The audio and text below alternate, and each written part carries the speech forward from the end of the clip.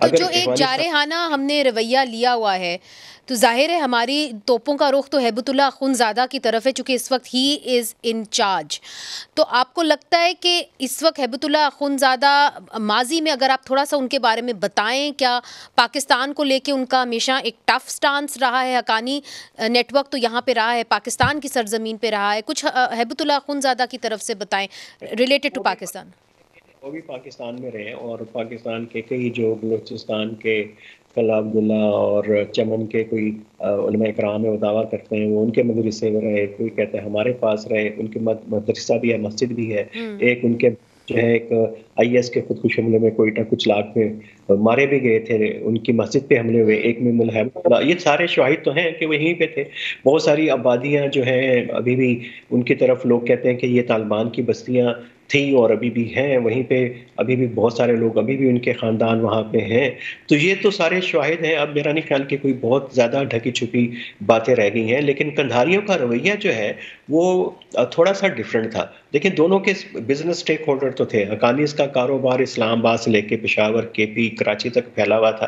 تو بہت سارے جو قندھاری لوگ تھے ان کے یہ ملا خنزندہ سے پہلے جو ان کے تھے تو ملا منصور اختر، ان کے کاروبار جو ہے وہ بھی کراچی تک پھیلے ہوئے تھے. ان کے ایویڈنس بھی سامنے ہے، پراپرٹیز بھی سامنے آئی تھی مگر کراچی کے عامرانہ اندر. صاحب میں یہ جاننے کی کوشش کر رہی ہوں کہ ہاؤ کم پاکستان جو ہے وہ بار بار کہتا ہے کہ جی افغانستان کو ٹی ٹی پی کو کنٹرول کرنا چاہیے. کیا ہیبت اللہ اخونزادہ کے ساتھ وہ اچھے روابط یا اچھی انڈرسٹینڈنگ قائم نہیں کر سکے، اس کے باوجود کہ ہیبت اللہ اخونزادہ بھی یہاں سے ہی رہتے رہے، یہاں پہ ہی گئے؟ جی بالکل بہت عام سوال ہے کہ ملا ہیبت اللہ رہتے رہے، لیکن یہ قندھار والا جو کوئٹہ والا جو چینل تھا یہ تھوڑا کمزور تھا، کیونکہ اس کے اندر بہت سارے اور ممالک بھی اس کو انفلوئنس کر رہے تھے. اور ملا ہیبت اللہ کی جو پوری قندھاری گروپ تھے وہ زیادہ سخت تھے.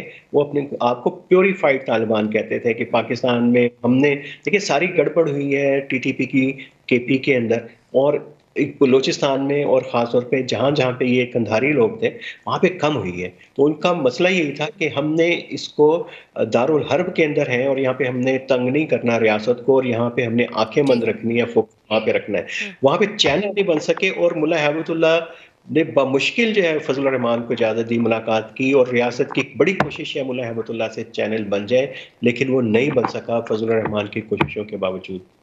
اور جو آپ پکچر ڈرا کر رہے ہیں یہ تو بڑا آپ یہ بات کر رہے ہیں بڑی I think in between the lines کہ اس وقت جو ہے ہیبت اللہ اخونزادہ کا کنٹرول بڑھتا چلا جا رہا ہے افغانستان میں. تو جو فیکشنلزم ہے وہ ڈویژنز کی طرف نہیں جائے گی، اٹس مور لائکلی کہ ہیبت اللہ اخونزادہ کا کنٹرول بڑھ جائے گا افغانستان میں.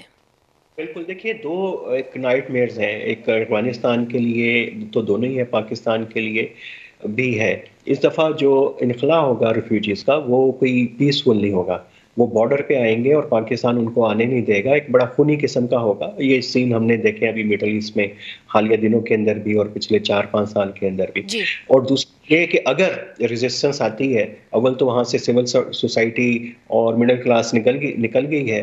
اگر ریزسٹنس فرنٹ نے کوشش کی کہ پرووک کرنے کی پبلک سینٹیمنٹ، تو طالبان اس مرتبہ خواتین کو، بچوں کو، سول سوسائٹی کو بہت زیادہ میرا خیال ہے کہ بروٹل ٹریٹمنٹ ہوگی اور بہت ہی خوفناک صورتحال ہوگی. اس صورتحال میں دنیا کا رد عمل کیا ہوگا، وہ ان میں پیس فورسز آئیں گی کیا ہوگی. تو اس پاکستان کو اگر ایسی خدا نخواستہ صورتحال بنتی ہے، پاکستان کو اس وقت انٹروین کرنا چاہیے، عالمی برادری کے ساتھ کھڑے ہونا چاہیے. کہیں پہ اس وقت پاکستان کو کسی کانفلکٹ کا حصہ نہیں بننا چاہیے افغانستان میں. ایڈونچرزم نہیں کرنی چاہیے.